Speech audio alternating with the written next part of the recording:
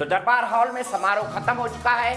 28 सांसदों ने लिया राज्य मंत्री पद की शपथ। मोदी 2.0 का पहला कैबिनेट विस्तार हुआ है। कुल 43 मंत्रियों ने शपथ ली है, जिसमें कई मंत्रियों को प्रमोशन मिला है। मोदी मंत्रिमंडल में 15 नए कैबिनेट मंत्री बने हैं, जिनमें 7 मंत्रियों का दर्जा बढ़ा है। कैबिनेट मंत्री बने हैं, जिसमें महत्वपूर्ण नाम है अनुराग सिंह ठाकुर, जी किशन रेड्डी, किरण रिजिजू का, जो युवा पीढ़ी के प्रतिनिधि माने जाते हैं। मोदी 2.0 कैबिनेट का ये विस्तार बेहद महत्वपूर्ण है, क्योंकि मोदी सरकार ने अपनी छवि को ओवरहॉल करने का एक बहुत महत्वपूर्ण डिसीजन लिया है।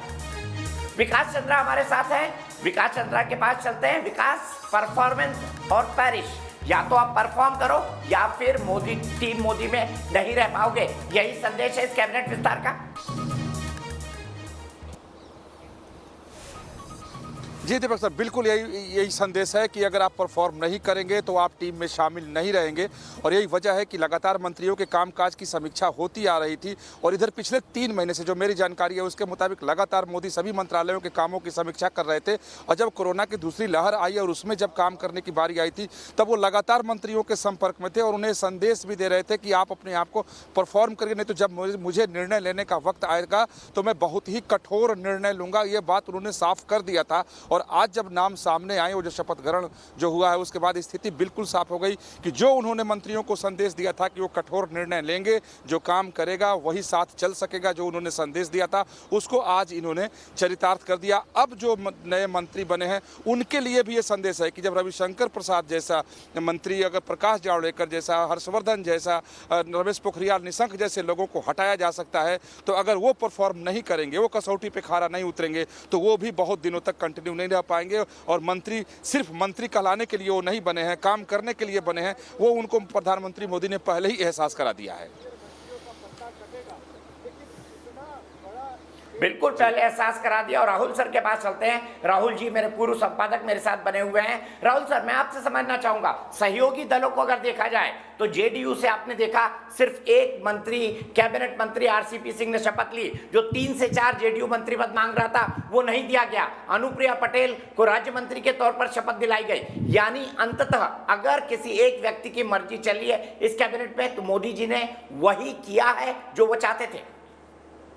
बिल्कुल, इसका मतलब साफ है कि वो जेडीयू के दबाव में नहीं आए और ये सारा दबाव आरसीपी सिंह स्वयं बना रहे थे, सारे नेगोशिएशंस वही कर रहे थे। तो अंततः मोदी ने वही किया जो उनके लिए उनको ठीक लगा अपने लिए। और ये बात ध्यान रखनी ये ज़रूरी है कि वहाँ पर सीनियर पार्टनर बिहार में तो बीजेपी ही है। तो बीजेपी और मोदी की कृपा से वहाँ पर मुख्यमंत्री बने हुए हैं नीतीश कुमार, और जेडीयू की सरकार है, जेडीयू भारत सरकार भी है। तो इस सच्चाई को सामने उन्होंने रखा और उनकी जो प्रातिनिधिक संख्या की मांग थी 4 लोगों की, वो नहीं मानी। लेकिन ये देखिए, बड़ी संख्या में उन्होंने जो नए चेहरों को रखा है दीपक, तो मुझे लगता है जो आपने अभी इससे पहले बात कही कि परफॉर्म और पेरिश, ये वरिष्ठ मंत्रियों के लिए जो पहले से बने हुए हैं उनके लिए संदेश जरूर है। लेकिन बहुत सारे अप्रत्याशित रूप से नए युवा, बिल्कुल जो एकदम रॉ जिन्हें कहते हैं, हरे हैं, ऐसे लोगों को उन्होंने बड़ी संख्या में लिया है। और वो बहुत एक व्यापक, उन्होंने कहे कि बहुत बड़े इलाके में जाल फेंका है उन्होंने। तो उसमें प्रोफेशनल्स हैं, बहुत अधिक पढ़े लिखे लोग हैं, विद्वान लोग भी हैं, उसमें बिल्कुल संघर्ष करके ज़मीन से ऊपर आगे बढ़ने वाले इस तरह के सांसद भी हैं। कई ऐसे सांसद हैं अभी, और हम लोग देखेंगे जो पहली बार सांसद बने हैं।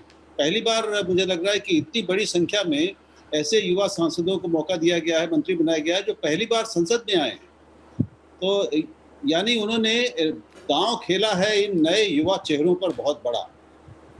और उसके साथ ही तो वो एक बिल्कुल नया रूप और नया चेहरा शायद देना चाहते हैं अपने मंत्रिमंडल को, और एक नए जोश खरोश के साथ, एक नई मतलब ऊर्जा के साथ वो आना चाहते हैं जनता के सामने।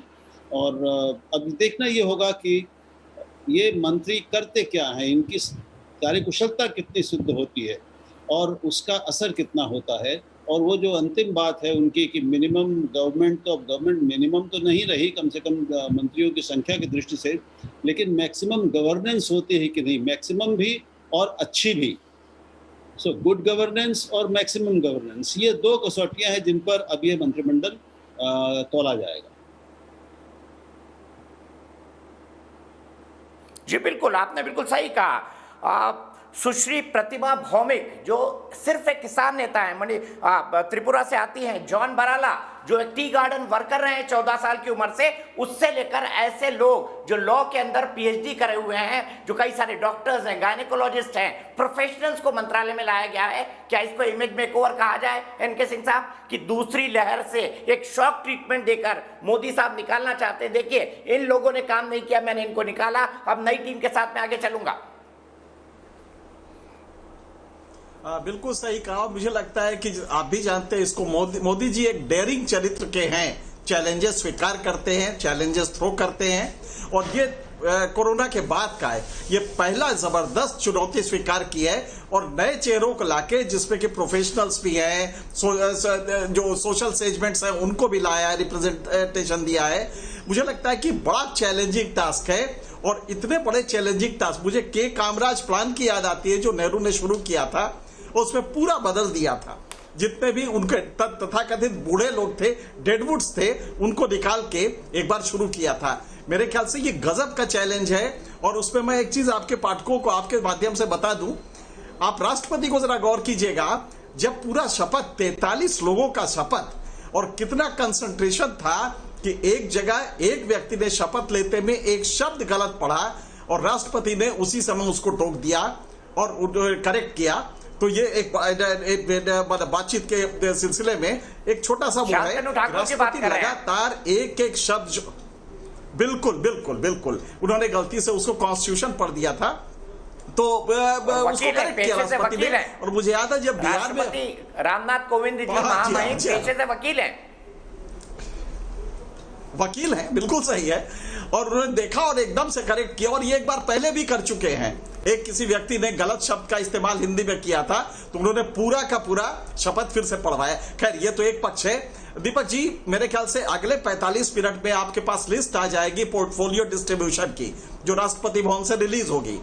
असली तब असेसमेंट होगा कि मोदी जी का विजन है क्या, अगले 3 साल में गवर्नेंस को कहां ले जाएंगे और किस तरह का मॉडल दे रहे हैं। वो तब पता लगेगा जब हेल्थ, एजुकेशन, जो डिलीवरी के पॉइंट्स है जिसपे जनता सीधे मुतासिर होती है, उन पॉइंट्स पे किसको रखा है और क्या मकसद था उसका। क्या कोई यंग आदमी आ रहा है एजुकेशन में, क्या कोई ऐसा एजुकेशनिस्ट आ रहा है जो कि काफी अपना जाना जाता है, और क्या वो डिलीवर कर पाएगा। ये चैलेंज बहुत बड़ा है, और खास करके कोरोना काल में जब तीसरी लहर दरवाजे पे देश के खड़ी हो, उस समय डिलीवरी कैसे करते हैं, ये जो आदमी होगा इस समय चैलेंज उसके लिए। क्योंकि आप जानते हैं कि 4 लोगों को निकाला जा चुका है जो बड़े कद्दावर नेता थे, और परफॉर्मेंस पे निकाला गया है, क्योंकि परफॉर्मेंस, तो अब जो आएगा उसके लिए दबाव बहुत ज्यादा होगा कि परफॉर्म करो, और परफॉर्म करने में कहीं ओवरडू ना कर जाए, पहला तो गलती ये कर सकता है, या घबरा के कम ना कर जाए। तो मुझे लगता है कि एक चैलेंजिंग टास्क है, और मोदी जी को लगातार उनको गाइड करना पड़ेगा, क्योंकि अगर कोई नया है, हेल्थ सेक्टर में आप ला रहे हैं, डिलीवरी जबरदस्त देनी होगी, 134 करोड़ को लोग को टीका लगना है, और अब ये सुनने में आ रहा है कि जरूरत पड़ी तो डेल्टा प्लस के लिए तीसरा टीका भी लगवाना पड़ सकता है, क्योंकि जो वो एंटीबॉडीज डेवलप कर रही हैं वो उतनी नहीं है कि डेल्टा प्लस को काउंटर कर पाए, तो तीसरा टीका भी लगवाना। इतने बड़े मैनेजमेंट को देख के मुझे लगता है कि मोदी जी ने गजब की चुनौती ली है, और मैं समझता हूं कि इतना डेयरिंग लीडर भारत को शायद पहले कभी नहीं मिला है। गजब का इस समय चुनौती ली है। देखना यह है कि इस धरातल पे परफॉर्म कैसे करते हैं इनके जो आज 43 लोग शपथ लिए हैं या जिनको प्रमोट किया गया है, कैसे परफॉर्म करते हैं। गजब का चैलेंजिंग टास्क है उस समय जबकि कोरोना आपके दरवाजे पे डेल्टा प्लस खड़ा है, तीसरी लहर आने जा रही है। ठीक है, सीधे चलते हैं धीरेन्द्र पुंडीर के पास। धीरेन्द्र पुंडीर, जिन लोगों ने परफॉर्म किया उनको प्रमोट किया गया, किरण रिजिजू जी, किशन रेड्डी, साथ ही साथ अनुराग ठाकुर, ऐसे कई नाम है, हरदीप सिंह पुरी, आर.के. सिंह, ऐसे कई नाम है। लेकिन साथ ही साथ मोदी साहब ने पूरे घर के भी बदल डाले हैं। क्यों पूरे घर के बदल दिए उन्होंने? क्या ये इमेज मेकओवर है और किस तरह का शॉक ट्रीटमेंट दिया है प्रधानमंत्री मोदी ने आपकी नजर में पूरे देश की जनता को? देखिए, जिन्होंने परफॉर्म नहीं किया मैंने हटा दिया उनको। देखिए, इस पूरे बदलाव को अगर गौर से देखेंगे दीपक जी, तो ये एक ऐसी चुनौती है जो राजनीतिक फ्रंट पर भी लड़ी जा रही है, क्योंकि 2022 में आपको सेमीफाइनल लड़ना है, जिससे आपको जीत की पिच तैयार करनी है 2024 के लिए। और इसके साथ साथ इसको कोरोना की तीसरी लहर से भी, संभावित लहर है जो आ सकती है, उससे भी जूझना। यानी आपको एक सबसे पुरानी चीज़ है जिसमें राजनीति हमारे यहाँ करते रहे, यानी राजनीति में जीत के लिए जो नीति बनाई जाती है वही आपको 2022 के लिए तैयार करनी है। उत्तर प्रदेश की उस भूल भुलैया से निकालना है, उत्तराखंड की उन सारी चीज़ों के बीच से निकालना है। लेकिन ऐसे में आपको कोरोना के ऐसे खतरे से निपटना है जो 80 साल के लगभग आज़ादी के इस दौर में हिंदुस्तान की जनता जिससे कभी नहीं टकराई। इसीलिए अगर जिन हैवीवेट्स को हम जाते हुए देख रहे हैं, आपको कहीं ना कहीं उससे जूझते में जो नाकामी वहां से आई है, क्योंकि दो तो सीधे आप रख सकते हैं, जिस तरह से हेल्थ मिनिस्ट्री और एजुकेशन मिनिस्ट्री, जिनको सीधे टकराना था, जिनको सीधे दिखना था, क्योंकि वो फ्यूचर जो देश का है उससे लगना था, और जो हम लोग जिंदा रहने वाले लोग, जिनकी आवाज़ें, जिन्होंने खूब अपने लोगों को आप जाते हुए देखा, उस वक्त बिल्कुल खामोश सी दिखती हुई स्वास्थ्य मंत्रालय, एकदम अलग खड़ा हुआ दिखता हुआ स्वास्थ्य मंत्रालय, उसको मोदी जी को ये यकीन दिलाना था उन तमाम लोगों को कि नहीं, जिन लोगों ने परफॉर्म नहीं किया उनके साथ किसी तरह की मुरव्वत नहीं बरती जाएगी, किसी को रियायत नहीं दी जाएगी। ये बात ज़रूर होती है कि सब लोग इस बात को कह रहे हैं कि क्या इसमें जो लोग नए आए हैं ये चुनौती सामना करेंगे या नहीं, लेकिन आपको बदलाव करना होता है। अगर आपने देखा ऐसे वक्त में, जबकि फिर आपको एक अनजाने खतरे से टकराना है, जिसको मोदी जी बार बार कहते हैं बहुरूपिया जिसको कहते हैं, तो ऐसे बहुरूपिये से टकराने के लिए आपको टेक्नोसेवी, एडजस्टेबल, विजनरी और ऐसे लोग चाहिए जिनके पास आउट द बॉक्स जाकर सोचने का मादा दिख रहा हो। इसीलिए अगर मैं दीपक जी, जब मेरी बात हो रही थी अधिकारियों से जिन्होंने इस पूरे मंत्रिमंडल के बदलाव को कार्य रूप दिया है, उन्होंने कहा कि ये 24 तारीख को, याद होगा आपको, जो मीटिंग हुई थी, जो कश्मीर की मीटिंग, उससे 2 दिन पहले से ये शुरू हो गया था मीटिंगों का सिलसिला, और उसमें पूरी चीज़ों को पॉइंट वाइज देखा गया था कि किस तरह से इस पूरे खतरों से निपटा गया, और इसके साथ साथ आने वाले खतरे और राजनीतिक जो चुनौती है उन दोनों से निपटने के लिए जिस तरह की तैयारी आई थी, मुझे लगता है कि प्रधानमंत्री मोदी ने उसको पूरी तरह से समझते हुए ये देश के सामने एक बार फिर से उन्होंने ये दिखाया है कि मैं 2022 से लेकर और कोरोना की चुनौती, उसके लिए आपके सामने ये टीम दे रहा हूं, और अपने पूरे टीम के साथ आपके विश्वास के लिए फिर से आकर खड़ा होता हूं। ये जरूर है कि अभी हम सब ये जरूर देख रहे हैं कि इनमें से कितने लोग कामयाब होते हुए दिखेंगे, लेकिन आप देखेंगे कार्डियोलॉजिस्ट से लेकर लॉ में पीएचडी से लेकर एक मजदूर तक, और एक त्रिपुरा के उस हिस्से से आने वाले, या फिर हम राजकुमार को देखें इम्फाल में जो फर्स्ट टाइम एमपी हैं, उन तमाम चीज़ों को छांटने में मुझे लगता है कि बेहद होमवर्क किया गया होगा, क्योंकि इतने सारे वैरायटी के साथ चेहरे आना और उत्तर प्रदेश के उन जिन चेहरों को हम सोच रहे थे उनसे उलट अलग आना, मुझे लगता है कि बहुत बड़ा होमवर्क है। और उसमें ये बात एनके सर की सही है कि इतना बड़ा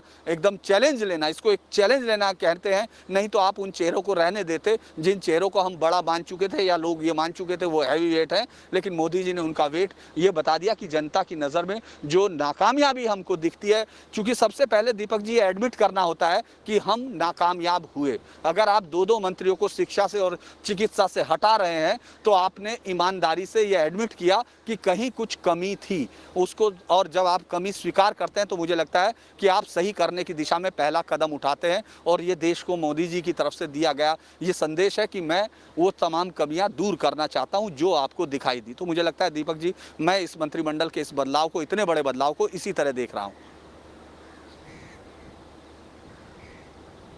अच्छी बात कही आपने, और यही सवाल मैं राहुल सर से पूछूंगा। सर बताइए, क्या आपको लगता है मोदी साहब ने अपनी गलती स्वीकार ली कि हाँ, सरकार में कोरोना की दूसरी लहर में गलती हुई थी और जो लोग जिम्मेदार थे मैंने उनको हटा दिया? क्या विपक्ष इसको मुद्दा नहीं बनाएगा? देखिए, विपक्ष तो मुद्दा बनाएगा ही, उसका काम ही मुद्दे बनाना है। लेकिन जहाँ तक मोदी जी का सवाल है, उन्होंने इन लोगों को हटा के निश्चय ही ये अपनी सरकार की अपनी जिम्मेदारी स्वीकार की है और ये गलती मानी है।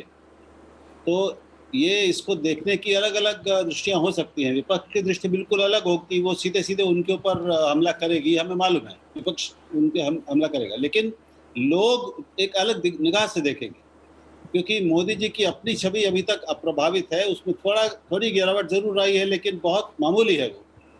और जो जिस रफ्तार से या जितने बड़े पैमाने पर नाकामी हुई थी कोरोना के प्रबंधन में, उसको देखते हुए उनकी छवि आज भी इतनी मजबूत बनी हुई है, ये एक बहुत आश्चर्यजनक बात है और बहुत विचित्र बात है। तो उस पर उतना ज़्यादा असर नहीं पड़ेगा। और इस तरह इन बड़े मंत्रियों को हटाकर उन्होंने जो संदेश दिया है कि मैं अभी पूरी स्थिति के ऊपर यानी कब्जे में है सब कुछ मेरे हाथ में, मैंने उस तरह से हार नहीं मानी है, चुनौती का पूरा एहसास हमको है और हम नई तैयारी के साथ, नई सेना के साथ फिर लोगों के सामने आ रहे हैं।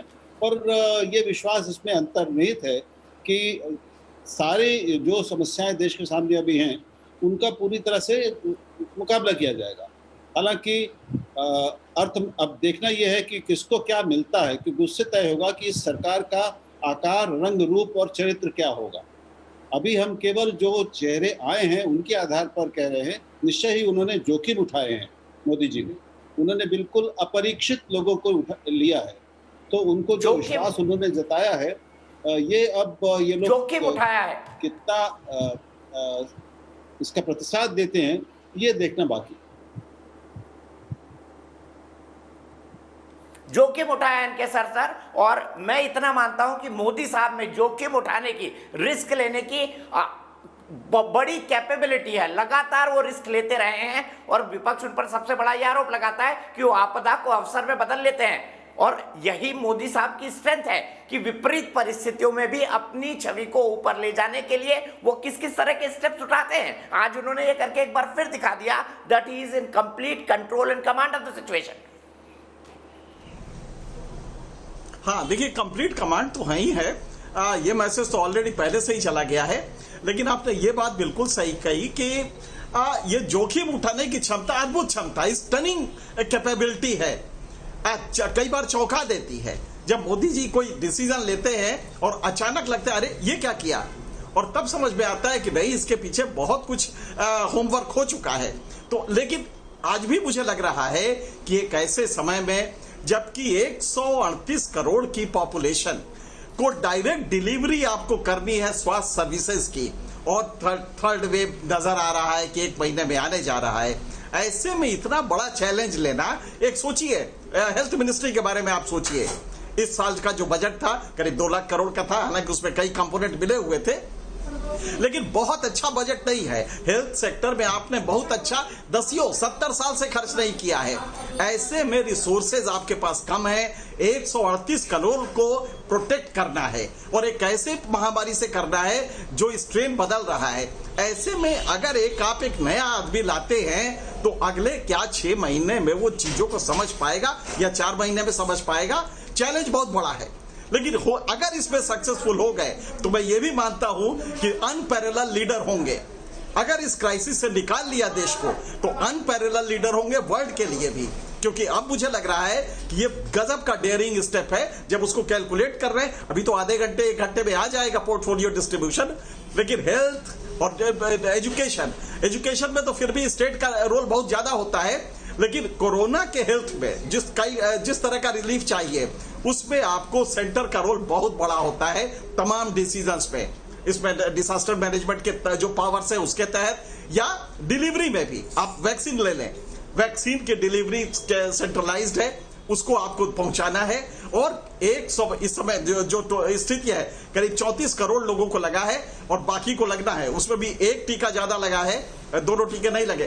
तो जो डिलीवरी का मैकेनिज्म है उसके लिए कोई बहुत ही एक्सपीरियंस आदमी, क्योंकि भारत बहुत बड़ा है, लेकिन ये आपने जो चैलेंज लिया है, या तो मुझे ये लग रहा है कि डायरेक्ट आप मोदी जी इसको कंट्रोल करेंगे, जो भी व्यक्ति रहेगा वो डे टू डे रिपोर्ट करेगा और इसकी कंट्रोलिंग सीधे मोदी जी के हाथ में रहेगी। कम से कम हेल्थ को लेके, एजुकेशन को लेके तो नहीं हो सकता क्योंकि स्टेट गवर्नमेंट के पास है, फेडरल कॉन्स्टिट्यूशन है, स्टेट गवर्नमेंट्स कई कांग्रेस की है, दूसरे पार्टीज की है। लेकिन हेल्थ के सेक्टर में मुझे अभी भी लग रहा है कि इतनी बड़ी चुनौती कि आपने हेल्थ मिनिस्टर को हटा दिया, उसके एमओएस को हटा दिया, तो शायद ये गवर्नेंस पूरा ये जो वो है हेल्थ सेक्टर है, ये मोदी जी डायरेक्ट मॉनिटर करेंगे। जो भी मिनिस्टर बनेगा वो रोज के रोज रिपोर्ट करेगा और वो गाइड करेंगे, क्योंकि चैलेंज बहुत बड़ा है। और अगर इसमें फेल होते हैं तो शायद मोदी जी के लिए मुझे तो सर यहाँ तक जानकारी है कि डे टू डे रिपोर्टिंग के लिए डे टू डे रिपोर्टिंग के लिए व्हाट्सएप ग्रुप भी है कैबिनेट मिनिस्टर का प्रधानमंत्री मोदी के मोबाइल पर, और बकायदा ऐप के साथ वो उसको कंट्रोल करते हैं। यहाँ मुझे तो यहाँ तक जानकारी, और मुझे तो ये भी बताया गया है कि मंत्री परिषद की हाल में ही जो बैठकें हुई हैं, प्रधानमंत्री ने इन मंत्रियों को चेताया था और यहाँ तक कहा था कि भाई ऐसे नहीं चल पाएगा। क्या विकास इस तरह की कोई जानकारी आपके पास है कि केंद्रीय मंत्री परिषद की बैठक में प्रधानमंत्री ने सार्वजनिक तौर पर कुछ मंत्रियों को कह दिया था कि मैं आपके इस काम से संतुष्ट नहीं हूं?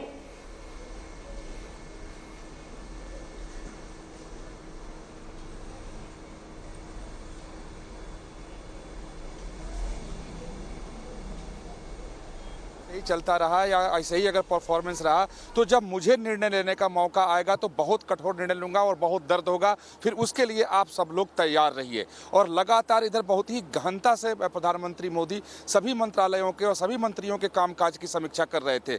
जब ये कश्मीर वाली बैठक थी उसके पहले 5 दौर की बैठक जेपी नड्डा लगातार प्रधानमंत्री आवास पे जा रहे थे, और तब हम लोगों को ये लग रहा था कि शायद 1-2 दिन जब हो गए कि ये पार्टी के किसी काम से या जो कोरोना महामारी को लेकर के जो बीजेपी अभियान पूरे देश में चला रही है उसको लेकर के शायद कोई चर्चा हो रही हो। लेकिन लगातार वीएल संतोष और जेपी नड्डा और अलग अलग मंत्री वहां जाते रहे, और 5 दिनों तक पूरी रिपोर्ट पार्टी लेवल से भी प्रधानमंत्री ने मंगा ली थी कि पार्टी किस मंत्री के बारे में क्या सोचता है, पार्टी की तरफ से क्या कहे जा रहे हैं। तो पार्टी की रुख को भी इस पर प्रधानमंत्री मोदी ने ले लिया था। ऐसा नहीं कि अपने तरफ से सिर्फ निर्णय ने लिया हो, तो बिल्कुल ठोक बजा करके और सभी तरह से रिपोर्ट के आने के बाद, समीक्षा करने के बाद ये कदम उठाए गए हैं। तो साफ खुले तौर पर एक तरीके से आने वालों के लिए संदेश है और जाने वालों के लिए चेतावनी है कि अगर वो काम नहीं किए तो चले गए, आने वाले के लिए कि करना पड़ेगा। और जो लोग अभी गए हैं, हालांकि संगठन में उनकी जिम्मेदारी तय की जाएगी, पार्टी इसमें वो रख करके काम करेंगे, आगे भी हो सकता है कि उन्हें जिम्मेदारी तय की जाए। लेकिन एक लकीर प्रधानमंत्री मोदी ने खींच दी है, वो है काम की लकीर, कि अगर उनकी कसौटी पे आप खरा नहीं उतरेंगे तो उनकी टीम में बहुत दिनों तक आप नहीं चल पाएंगे। और मुझे नहीं लगता एनके सिंह सर की जो कैबिनेट मंत्रियों के तौर पर प्रमोट किया गया है, चाहे वो आरके सिंह हो, चाहे वो हरदीप सिंह पुरी हो, उनके डिपार्टमेंट को बदला जाएगा। In fact for that reason Mansukh Mandaviya हो, जिन्होंने केमिकल फर्टिलाइजर्स में दवाइयों के डिस्ट्रीब्यूशन में काफी काम किया था कोरोना की दूसरी लहर के बीच में, तो मैंने देखा है पिछली सरकार के इस सरकार में भी एक कंटिन्यूटी मोदी जी ने बनाकर रखी, चाहे हरदीप सिंह पुरी का शहरी विकास मंत्रालय हो या फिर बाकी अन्य मंत्रालय हो, और उसी कंटिन्यूटी को इस दूसरे रिशफल में वो बना के रखेंगे। लेकिन सबसे ज्यादा सरप्राइजिंग फैक्टर क्या होगा, आपको क्या लगता है? हेल्थ और एजुकेशन में किस पर भरोसा किया जाएगा? और यही सवाल फिर आपसे धीरेन्द्र। पता नहीं मैं तब से सोच रहा हूं, बल्कि मैं तो सोच रहा था कि ये सवाल मैं आपसे पूछूं कि दीपक जी इसमें हेल्थ किसको देंगे, क्योंकि पूरा हमने स्पेक्ट्रम देखा, नाम का जो स्पेक्ट्रम था, अगर आप उसको गौर से देखिए तो मुझे नहीं लग रहा कि इतने बड़े चैलेंजिंग टास्क को ये किसको दिया जाएगा। जैसे कि आपने कैबिनेट जो प्रमोशंस किए गए हैं वो बिल्कुल सही कहा आपने कि प्रमोशन में और कुछ नहीं है, जिनके पास मान लीजिए एक एमओएस है, इंडिपेंडेंट चार्ज है, उनको कैबिनेट रैंक दे दिया गया है, तो वो टेक्निकलिटी है, उसमें कोई फंक्शनल कोई एक्सपेंशन नहीं होगा, कोई फंक्शनल चेंजेस नहीं होंगे।